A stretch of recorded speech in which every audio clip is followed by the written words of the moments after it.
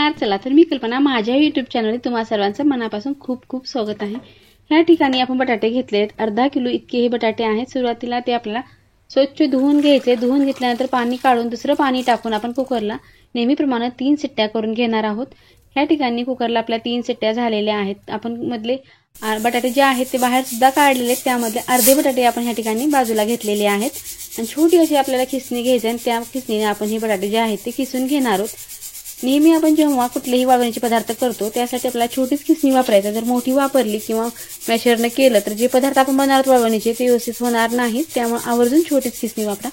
आता ह्या तशात येत असेल अगदी छान बारीक असं आपले हे बटाट्याचा खीस पडत आहे.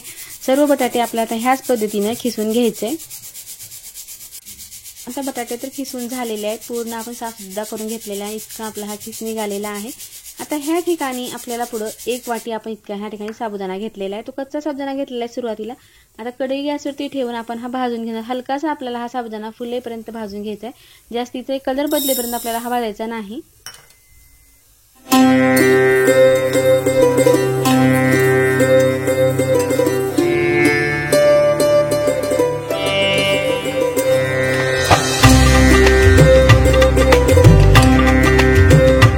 ते 3 मिनिटांमध्ये साबुदाणा भाजून झालेला आहे. प्लेटमध्ये आपण हा थंड सुद्धा करून घेणार. थंड केल्याशिवाय आपल्याला हे मिक्सरला काढायचं नाही.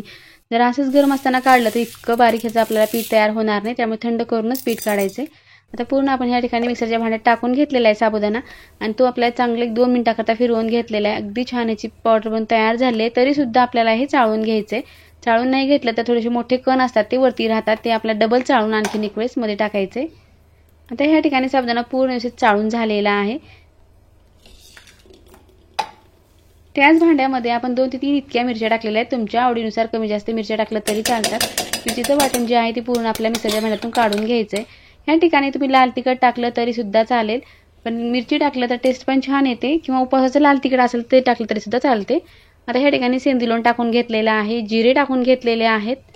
आता सर्व जिन्नस जे आपण टाकले ते व्यवस्थित आपल्याला एकजीव करून घ्यायचे आणि मिक्स करून व्यवस्थित मळून घ्यायचंय पीठ आता नेहमीप्रमाणे.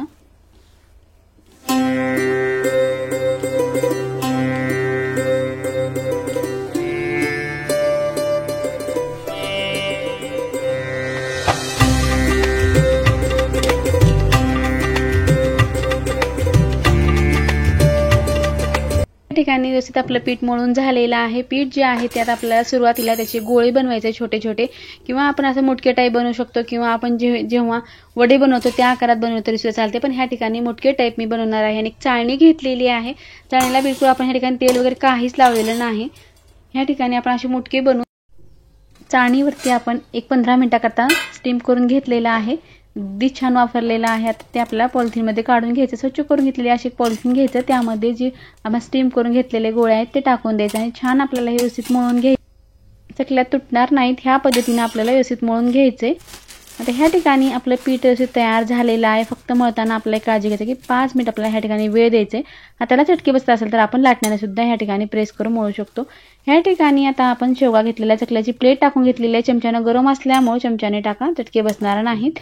पूर्ण आता शेवगा आपल्याला असंच भरून घ्यायचं आहे. छानपैकी आपल्याला जसं नेहमी आपण चकल्या टाकतो त्या पद्धतीने चकल्या बनवायच्या आहेत.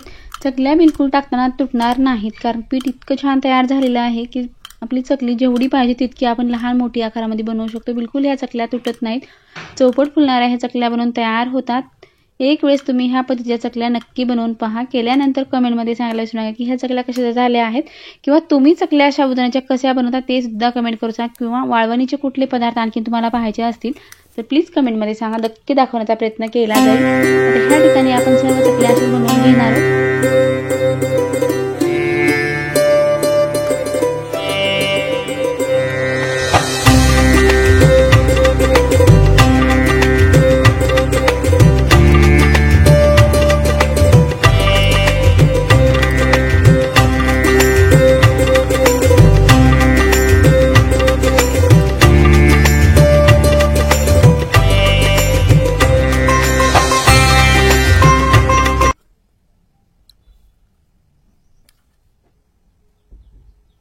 पाहताच तुम्हाला सुद्धा लक्षात आलं असेल की चकली ही किती परफेक्ट झाली आहे. बिलकुल चकल्या तुटलेल्या नाहीत. हव्या त्या आकारामध्ये आपण चकल्या ह्या ठिकाणी सर्व बनवून घेतलेल्या आहेत. 1 दिवसाकरता आपल्याला कडकडीत उन्हाला वाळवून घ्यायचे. आता ह्या ठिकाणी वाळवून घेतल्यानंतर इतक्या चकल्या मी थोड्याशा काढून आणलेल्या आहेत. चकल्या छान वाळून झालेल्या आहेत, अगदी कुरकुरीत वाळलेल्या आहेत. त्यामुळे गॅसवरती कढई ठेवून आपण तेल टाकून घेतले. तेल छान गरम झाले की त्यामध्ये आपल्याला चकली तळून पाहायचे की चकली किती फुलते. अगदी मस्त कुरकुरीत चकली बनून तयार होते. 1 वर्षाकरता आरामात तुम्ही स्टोअर करून ठेवू शकता. ह्या ठिकाणी आपली व्यवस्थित चकली तळून झालेली आहे, टम्म फुगलेली सुद्धा आहे, कुरकुरीत चकली बनून तयार झालेली. आता दुसऱ्या सुद्धा आपण चकल्या तशा तळून घेणार आहोत.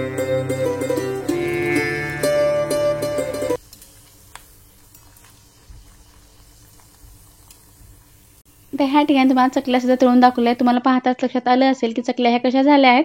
तुम्हाला ह्या चकल्या कशा वाटल्या नक्की कमेंट करून सांगा. व्हिडिओ पाहिल्याबद्दल धन्यवाद. पुन्हा भेटूया अशाच एका नवीन रेसिपी सोबत.